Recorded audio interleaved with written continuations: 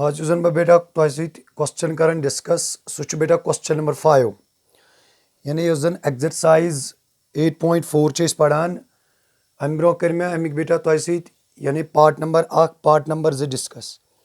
तो जन अजुक पार्ट बेटा यह पार्ट नंबर 4 यानी बेटा यम कह आइडेंटिटीज यम तुम प्रूव करनी अगर तुम याद आसे मे वो तो यम सात तुम आइडेंटिटी प्रूव करू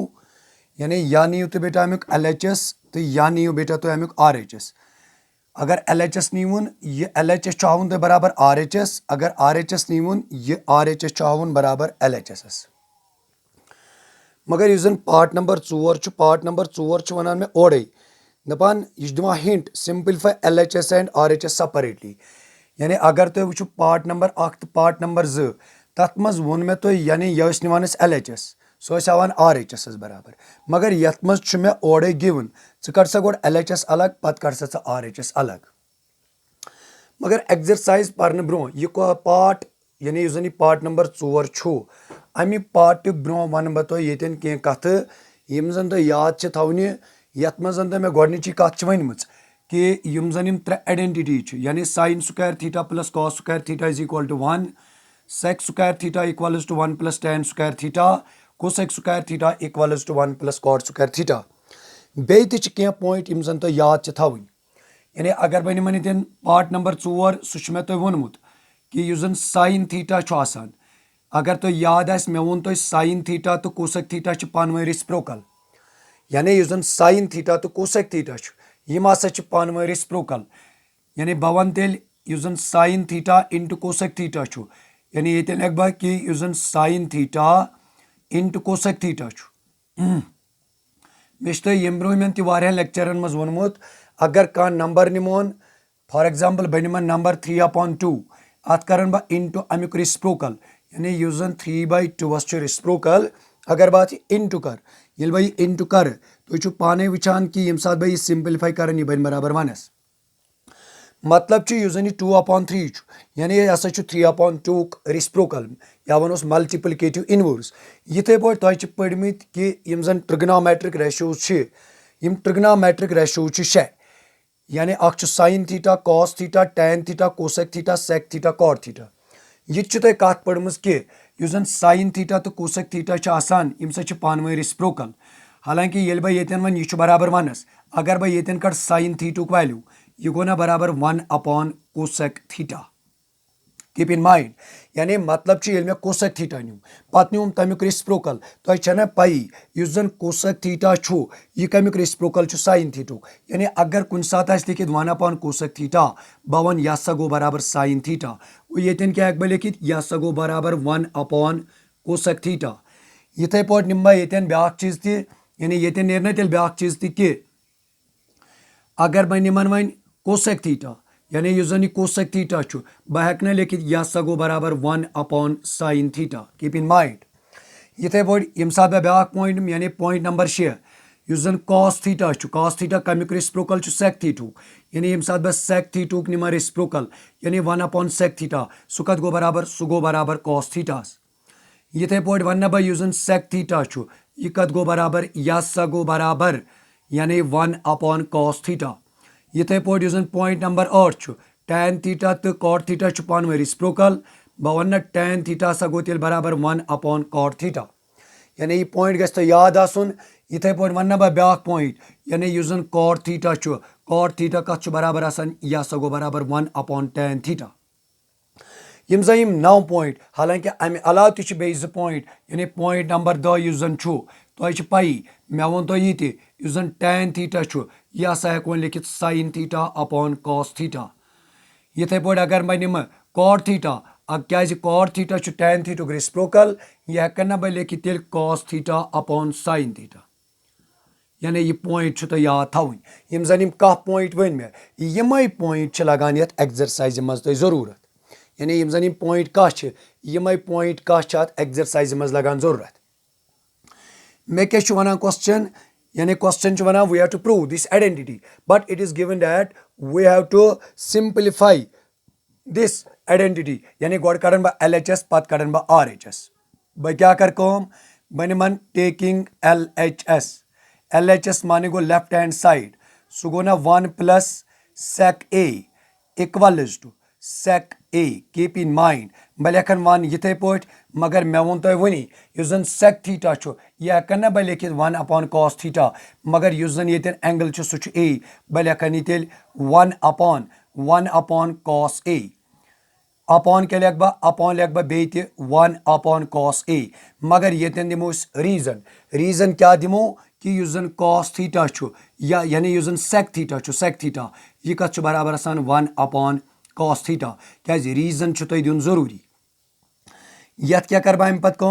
यानी युस जन न्यूमरेटर कर वन सिंपलीफाई यत 1 कोर मे डिवाइड बाय 1 मैं क्या कर बेत वन 1 लिखुम इथे पोट sec a लिखुम 1 upon cos a हाँ अपॉन यानी होल डिवाइड बाय क्या sec a या सो गो बराबर 1 upon cos a रीजन दित में ये थी बह कर यह सिंपलीफाई यह बन cos a plus 1 अपॉन क्या बन अपॉन बन cos a यानी ये क्या कोर मैं core cross 1 into cos a that is cos a plus 1 into 1 that is 1 upon cos a into 1 that is cos a मगर होल डिवाइड बाय क्या whole divide by 1 upon cos a ये कर बह step कम हाँ यानी ये साथ न्यूमरेटरस मज यह डिवाइड ग चेंज इनटूस मज मगर अमुक रेसिप्रोकल इत पे पढ़ान 2 upon 3 upon 5 upon 2 तो यह लेखान 2 upon 3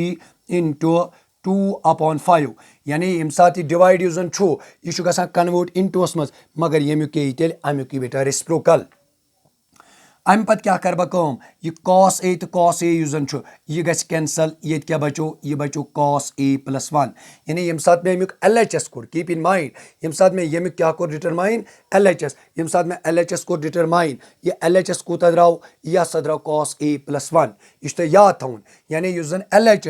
LHS कूता गो मैं गेट या सा गो cos a plus 1 या वनो cos a plus 1 या वनो 1 plus cos a अम पत क्या कर बह अम पत कर बह कर डिटरमाइन अमुक RHS क्या हालांकि तुम वनु सर पार्ट नंबर 1 तो पार्ट नंबर 2 यम जन तिमन मज कोर तुम सेपरेटली कह मगर ये वन बह तुम कत मे क्या कोर यह सेपरेटली क्या यह मे इन क्वेश्चन वनान दपान कर सा LHS तो RHS यानी यम कर सा सेपरेटली अम पत क्या कर बह टेकिंग RHS माने गो राइट हैंड साइड यानी तुम पाई इक्वेशन इक्वेशन जो साइड अ गो लेफ्ट हैंड साइड बे गो right hand side keep in mind यानी यह कूत द्राव तुम यह LHS कूत द्राव LHS थो गो पन्ने शाय याद क्या ये मे जाय कह LHS द्राव 1 plus cos a मतलब यह कि युस जन one RHS sin square a upon 1 minus cos a keep in mind ये क्या करो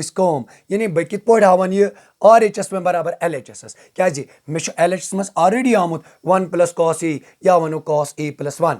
गो ये मे तेल सोचुन मे कत मन जवाब अन मे जवाब कॉसस मज बे मे डिनोमिनेटर तुन बह क्या कर तुम आइडेंटिटी पढ़म यह जन sin square theta plus cos square theta यह कत बराबर आसान यानी sin square theta plus cos square theta that is equal to 1 मतलब मे गुन साइन कुने शाय गो यह साइन कर बह कन्वर्ट कत मज कॉसस मज क्या बह हेक ये पे लिखित युस जन sin square theta यह कत गो बराबर यह सो गो बराबर 1 minus cos square theta क्या बह हेक ये पे लिखित 1 minus cos square a keep in mind मगर यह क्या त्रोस रीजन अपॉन क्या गो upon go 1 minus cos a बस मकलियो पार्ट बह हेक पे लिखित 1 square minus cos a whole square यह हेको पे लिखित अपॉन क्या गो upon go 1 minus cos a ये अगर तुम वो ये गना आइडेंटिटी कस identity a square minus b square तुम पाई ये a square minus b square कत बराबर आसान a plus b into a minus b what is the value of a that is 1 plus a plus b यानी a plus b 1 plus cos a into k into e 1 minus cos a whole यानी divide by 1 minus cos a न्यूमरेटरस मज 1 minus cos a डिनोमिनेटरस मज 1 minus cos a ये क्या द्राव ये 1 plus cos a use जन LHS मज आयो तो 1 plus cos a या वन तो cos a plus 1 बह वन तेल यह कत गो बराबर equals to LHS hence proved यानी ये पे गई बेटा ये पार्ट नंबर 3 यानी युस पार्ट नंबर 3 4 आइडेंटिटी ये पे गई बेटा ये कंप्लीट अम पे क्या करो अम पे निमन बह बेटा ब्या पार्ट यानी यह ओस पार्ट नंबर 4 अम पत क्या कर बेटा कम अम पत अमिक बेटा पार्ट नंबर हाँ युस जन पार्ट नंबर 5 सह कर 20 लेक्चरस मज तुम डिस्कस बह निमन पार्ट नंबर 6 यानी बेटा युस जन part number 6 important part what we have to prove 1 plus sin a simple part upon 1 minus sin a equals to sec a plus tan a equals to sec a plus tan a यानी use part number 6 बेटा part number 6 क्या what we have to prove square root of 1 plus sin a upon 1 minus sin a equals to sec a plus tan a हाँ बेटा ये मे separately कड़न कह यानी गो कड़न LHS पत कड़न RHS ना अन कहें तह हिट दिख बह क्या कर बह निमन बेटा अमुक LHS क्या मे प्रूव कर तुम वो मे when we have to prove identity we take LHS और RHS यानी अगर बह LHS निमन सह वन बराबर RHS या निमन RHS सह वन बेटा बराबर LHS टेकिंग LHS माने गो बेटा लेफ्ट हैंड साइड सह क्या बेटा सह 1 प्लस साइन a हाँ अपॉन क्या बेटा 1 minus sine a keep in mind सह गो ना बेटा इत पे 1 प्लस साइन a अपॉन गो बेटा 1 माइनस साइन a हाँ बेटा अम पत क्या करो यम सात तुम युथ पार्ट वो यानी अगर तुम दिमाग सोचो मे क्या बराबर आवन मे आवन बेटा बराबर sec a plus tan a यह sec कित पे बन मे यानी तुम पाने बासान sec कित पे बन ये 1 बाई cos यह tan कित पे बन या गि sin बाई cos या गि 1 बाई cot बह क्या कर यम सात तुम युथ पार्ट वो यानी रूटस मज तथ क्या करो बेटा तथ सा करो रैशनलाइजिंग कित पे करो यानी तुम बेटा डिनोमिनेटरस कुन त्रो नजर अमिक कंजुगेट यानी अमुक कंजुगेट क्या अगर बेटा इत पे वन 1 माइनस साइन a बह लग बे मगर साइन कर चेंज यो गो बेटा अमुक कंजुगेट यानी 1 प्लस साइन a अपॉन के बेटा 1 प्लस साइन a मे क्या कर याद थो बेटा पॉइंट थो याद यानी यम सात युथ पार्ट तुम क्या करो बेटा रैशनलाइजिंग कित पे कर युस बेटा डिनोमिनेटर कि कंजुगेट कर कंजुगेट गो बेटा यो मगर साइन अपोजिट इत पे पोर्मुत फॉर एग्जांपल इत पे ये बेटा रैशनलाइजिंग कर square root 2 plus square root 3 ये बेटा रैशनलाइजिंग करान यो इंटू मगर साइन यस जन सह निवान बेटा अपोजिट यानी square root 2 minus square root 3 यानी यो मगर यह गो बेटा अमुक कंजुगेट यानी यो मगर यस जन साइन मजबाग सह निवान बेटा अपोजिट हाँ बेटा अम पे क्या कर यह सिंपल हाँ अगर तुम वो न्यूमरेटरस मज बन बेटा 1 plus sine a whole square क्या मजबाग इंटू यानी पता बेटा लाइक फ्रैक्शन न्यूमरेटरस कर इंटू न्यूमरेटरस डिनोमिनेटरस कर इंटू कत डिनोमिनेटरस यानी अतन क्या बनो यह bases are same powers are added bases are same powers are added मे क्या कोर 1 plus sine a into 1 plus sine a इत पे तुम वन x इंटू x यह क्या बन यह सा बन x स्क्वायर इथे पे ये अगर वो a minus b into a plus b यह a माइनस b अगर तो अम ब्रमिस पार्टस मज वो यानी मे वन तो अम ब्रो आइडेंटिटी क्या यस जन a minus b into a plus b यह कत बराबर a square minus b square keep in mind ये कर बह तेल a minus b into a plus b यह गो ना बेटा 1 square minus sine square a मगर तुम त्रावान डिनोमिने यानी युस आर अत त्रा बह सत नजर गोड़े मे गि रूट युन यानी मे कम गोडनिच मे रूट हटाव हाँ बेटा अम पे क्या कर यह कर बह इथे पे लिखित 1 plus sine a whole square मगर अपॉन 1 गो बेटा 1 यानी 1 into 1 that is 1 minus sine square a अम पे क्या करो बेटा दिमो स्क्वायर रूट अलग अलग यानी न्यूमरेटरस दिम बेटा स्क्वायर रूट अलग यह बह 1 plus sine a whole square upon तुम बेटा ब्याक चीज तो ये क्या कर 1 minus sine square a keep in mind यानी बेटा मे क्या कर मे कर रैशनलाइजिंग यम साथ मैं रैशनलाइजिंग कर यह बनो 1 plus sine a into 1 plus sine a it becomes 1 plus sine a whole square यानी बेसिस आर सेम अगर रीजन ये त्रो यानी bases are same and powers are added in numerator and using identity ये आपको बेटे लिखना है यानी using identity a minus b into a plus b and we know this is equal to a square minus b square तम पे क्या कर तम पे कर बेटा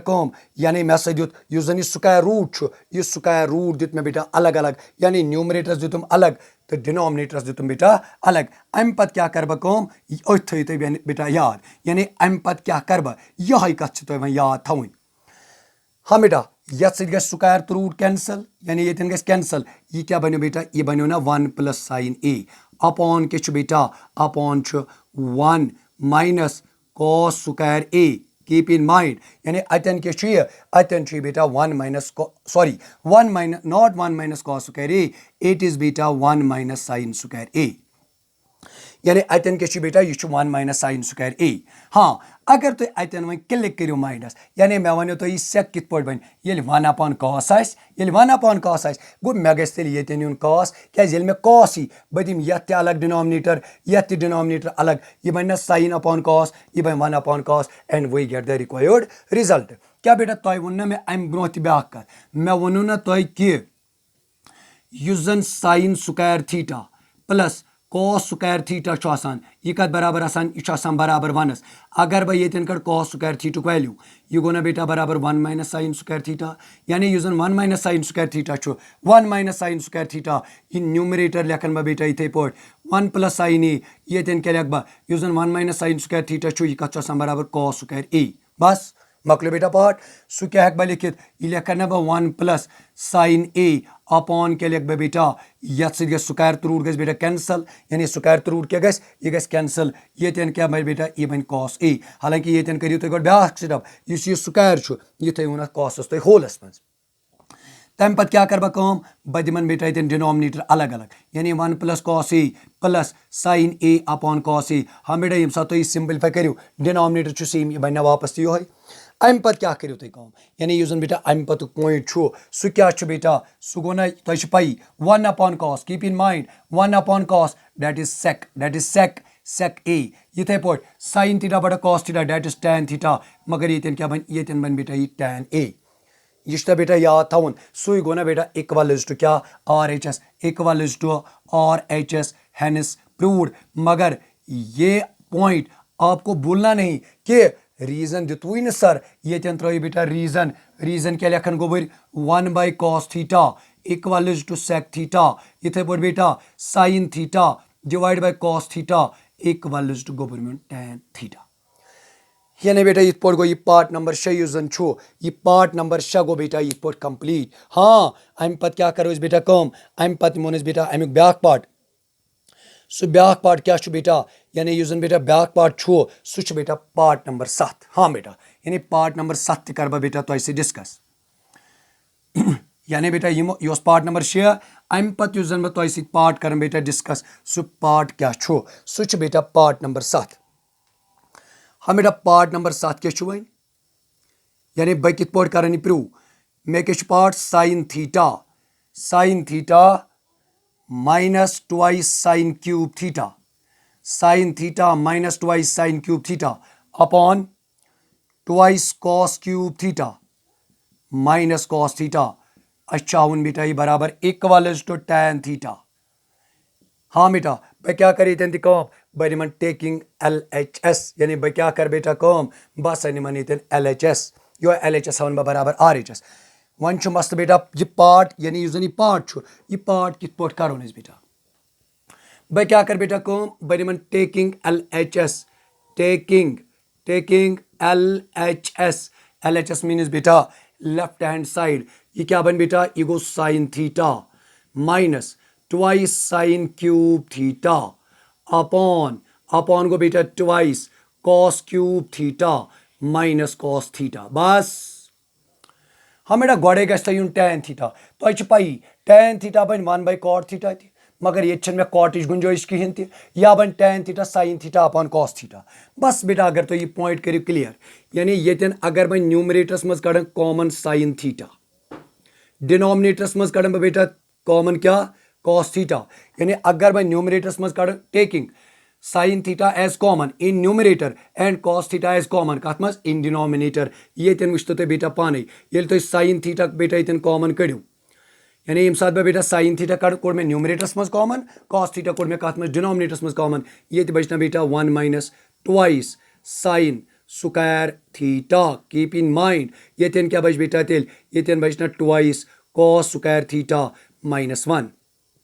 मगर ये दियो बेटा रीजन लिखियो क्या taking sine theta as common in numerator and cos theta हाँ एज कॉमन इन क्या डिनोमिनेटर क्या बेटा यह करना भाई इत पोट लिखित sign theta upon cos theta बस मे द्राव बेटा जवाब मगर बाकिस क्या करो यह याद थवन क्या यानी बह कर बेटा इत पोट लिखित क्या यह बेटा इनटू ये क्या बचो यह गो ना 1 - 2 sign square theta keep in mind upon क्या गो बेटा अपॉन गो 2 cos स्क्वायर थीटा -1 यानी मैं क्या कर बेटा यम साथ इंटू करी यह बन वापस ये साथ यथ करो इंटू यह बन वापस यह sign theta upon cos theta क्या गो बेटा यह गो tan थीटा मगर बेटा यहां तेल कैंसल करें कीप इन माइंड मगर ये त्रो अथी रीजन क्या त्रो sine theta upon cos theta यूजन that is equal to tan theta हाँ बेटा अम पे क्या कर गो यहन गि कैंसल सर यहन कित पे गि कैंसल यह बेटा सोचुन यानी या गि न्यूमरेटरस मज तुन 2 cos स्क्वायर थीटा -1 या गि मे न्यूमरेटरस मज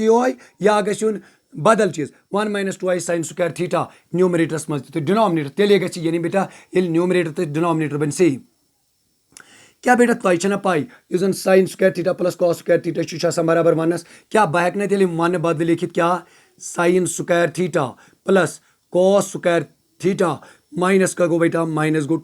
2 साइन स्क्वायर थीटा अपॉन के बेटा अपॉन गो 2 cos स्क्वायर थीटा -1 मगर यथ त्रो बेटा रीजन यस तुम वनु सर 1 कुत गो 1 बदल लिखुम ना गोबर मेन क्या sine square theta plus cos square theta and we know that sine square theta plus cos square theta equals to 1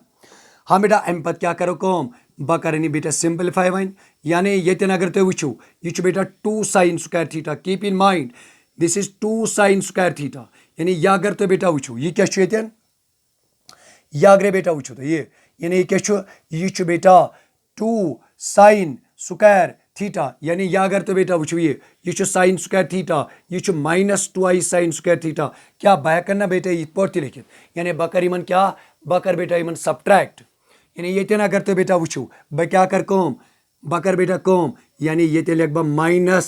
sign square theta plus क्या लिख बेटा प्लस लिख बेटा cos स्क्वायर थीटा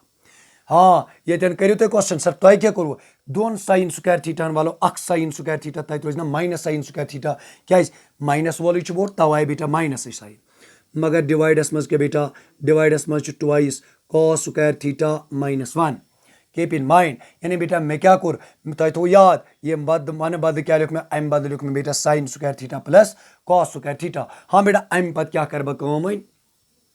अम पे बेटा वन ध्यान दिन यानी अम पे क्या कर बह हाँ बेटा अम पे क्या कर बह कर बेटा इस जन यह cos स्क्वायर थीटा यानी इस जन बेटा ये क्या यानी ये क्या बचो बेटा ये गो यानी ये बचो ये साइन स्क्वायर थीटा प्लस क्या बेटा cos स्क्वायर थीटा मगर ये क्या बेटा ये बेटा 2 cos स्क्वायर थीटा -1 बह क्या कर बेटा बन सारे शोन में cos बह कर बेटा इत पे लिखित tan थीटा इंटू यानी यह जन माइनस यम बदल हेक बह लिखित 1 - cos स्क्वायर थीटा वन करो तुम क्वेश्चन सर चे कित पे हेक लिखित बराबर यानी साइन स्क्वायर थीटा बदल कित पे लिखु 1 - cos स्क्वायर थीटा क्या तुम बेटा पाई यह sign square theta plus cos square theta बराबर 1 यानी यम साथ बह वैल्यू कड़ कमुक वैल्यू कड़ बेटा साइन स्क्वायर थीटुक यह साइन स्क्वायर थीटा कत गो बराबर 1 - cos square theta keep in mind मगर बे क्या बेटा बेस ना plus cos square theta upon के बेटा अपॉन 2 cos स्क्वायर थीटा -1 हाँ बेटा बे करो ये सिंपलीफाई अतन क्या नेरेस बेटा रिक्वायर्ड रिजल्ट यह बन बेटा tan थीटा इंटू यह बनो बेटा -1 यह बन प्लस हाँ यह क्या बन बेटा यह बन cos स्क्वायर थीटा हाँ यानी ये क्या बनो बेटा cos स्क्वायर थीटा प्लस गो बेटा cos स्क्वायर थीटा डिनोमिनेटर से करना बेटा कहीं तो ऑपरेशन यह गो 2 cos स्क्वायर थीटा -1 हाँ बेटा यह गो ना tan थीटा ये अगर तुम वो -1 प्लस यह गो ना 2 cos स्क्वायर थीटा इत पे one x plus x 1x 1x इथे पे बेटा 1 1 यानी कोफिशिएंट बेटा 1